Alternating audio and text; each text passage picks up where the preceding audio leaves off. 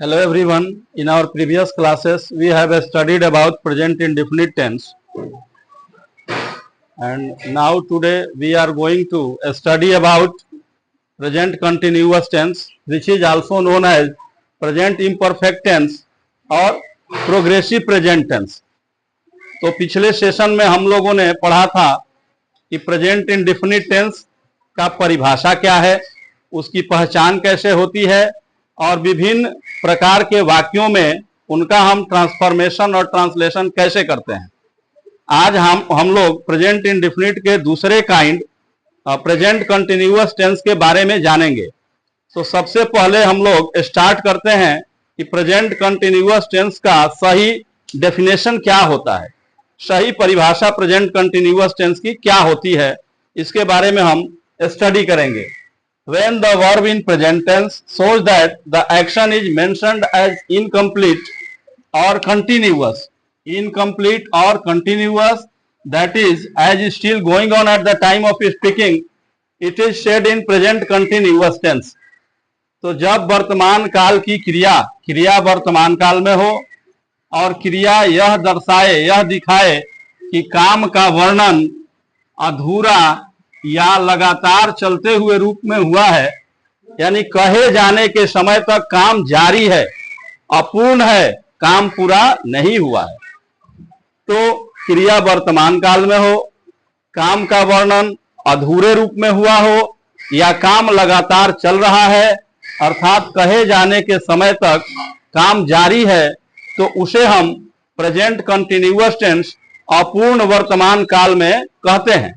यानी काम कहे जाने के समय तक पूरा नहीं हुआ है, अधूरा है, इसीलिए इसको हम कहते हैं प्रेजेंट कंटिन्यूअस टेंस। कंटिन्यूअस मतलब हो गया लगातार, जो काम लगातार चल रहा है।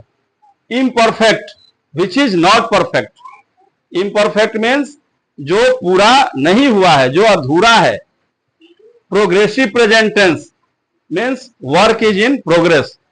Y present continuous is called imperfect and progressive? Because the work or action has not been completed till the time of speaking, it is continuous going on.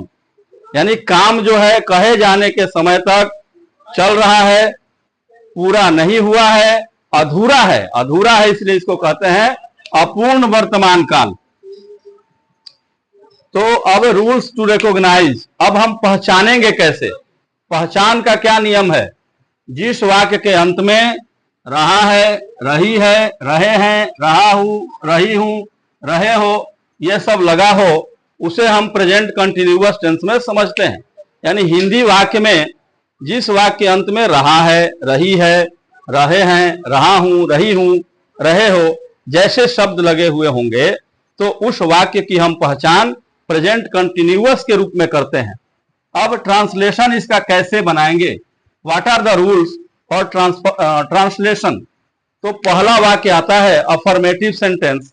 पीछे भी मैंने बताया था अफर्मेटिव सेंटेंस क्या है। तो अफर्मेटिव सेंटेंस का structure होगा S plus is-M-are plus V4। V4 means verb का आईएनजी वाला रूप।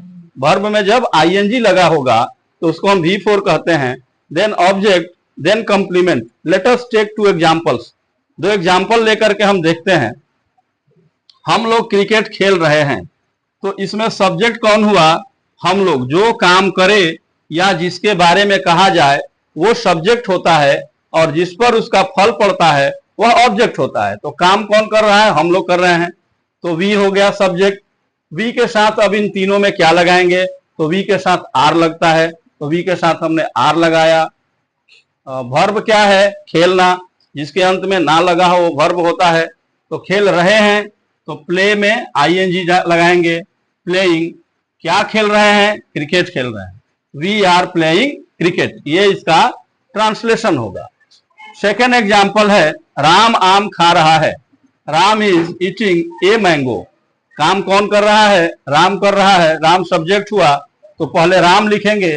राम के साथ तीनों एक्जुलरीज में इज का प्रयोग होगा।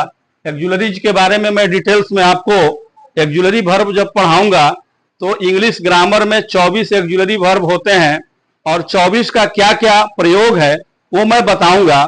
फर्दर मैं आपको उसमें बताऊंगा कि एक्जुलरी वर्ब जो 24 होते हैं उनको कैसे बांटा गया है, मॉडल कौन सा है, प्राइमरी एक्जुलरी कौन है, मॉडल एक्जुलरी कौन है, मार्जिनल एक्जुलरी कौन है और उसका कहां कहां प्रयोग होता है, वो आगे डिटेल्स में मैं आपको जब एक्जुलरी वर्ब चैप्टर पढ़ाऊंगा उसमें मैं बताऊंगा। टू बी वर्ब क्या है, टू हैव फॉर्म क्या है, टू डू फॉर्म क्या है, ये सब हम लोग आगे पढ़ेंगे।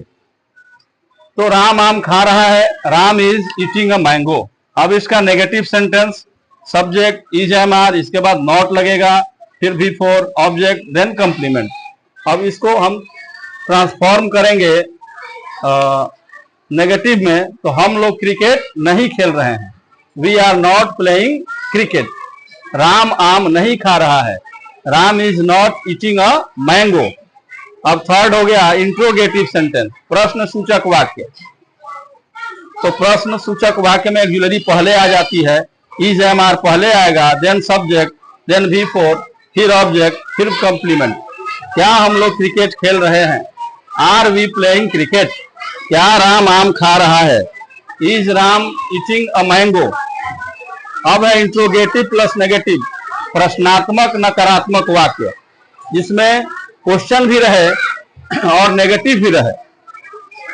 तो is am are plus S plus not plus V four plus object plus complement. क्या हम लोग क्रिकेट नहीं खेल रहे हैं? Are we not playing cricket? क्या राम आम नहीं खा रहा है? Is Ram not eating a mango? तो ये हो गया इंट्रोगेटिव नेगेटिव। इसके बाद आता है WH क्वेश्चन। WH वर्ड लगा करके जो प्रश्न बनते हैं उसको हम WH क्वेश्चन कहते हैं। तो कंटिन्यूअस का WH क्वेश्चन कैसे बनाएंगे? तो जो वर्ड WH से शुरू हो, what, when, where, whose, which, ये सब WH वर्ड हैं। इनसे प्रेजेंट कंटिन्यूअस टेंस का जो निर्माण होगा वो WH क्वेश्चंस कहलाएंगे। जैसे हम लोग क्रिकेट कहाँ खेल रहे हैं? Where are we playing cricket? Ram आम कब खा रहा है? When is Ram eating a mango? तो इस तरीके से ये 5 जो है सेंटेंस हमने बनाया जो प्रेजेंट कंटिन्यूअस टेंस का है। अब इसका पैसिव वॉइस कैसे बनाएंगे?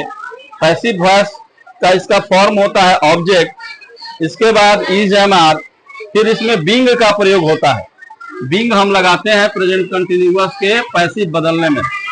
इसके बाद वर्ब का थर्ड फॉर्म, फिर बाई, फिर एजेंट या डूअर। क्रिकेट हम लोगों के द्वारा खेला जा रहा है। Cricket is being played by us. Ram आम राम के द्वारा खाया जा रहा है।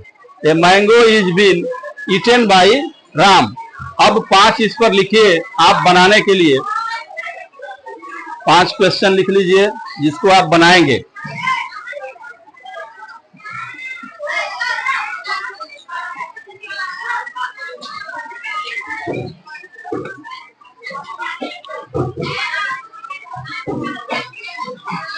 वे लोग इतिहास पढ़ रहे हैं।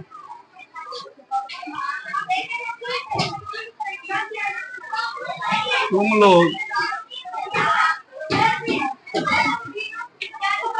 अंग्रेजी बोल रहे हो।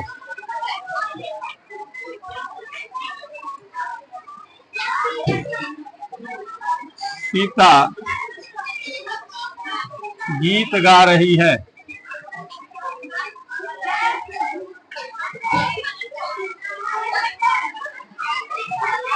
हम लोग चाय पी रहे हैं।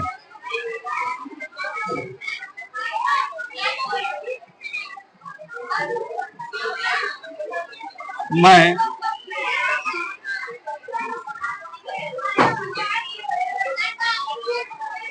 अखबार पढ़ रहा हूं। इसको आप लोग अकॉर्डिंगली 5 into 6 इसको आप चेंज करेंगे। फिर अगले दिन हम लोग प्रेजेंट परफेक्ट टेंस के बारे में पढ़ेंगे। प्रेजेंट परफेक्ट टेंस क्या है, इसका डेफिनेशन क्या होता है, ये अगले क्लासेस में हम लोग देखेंगे।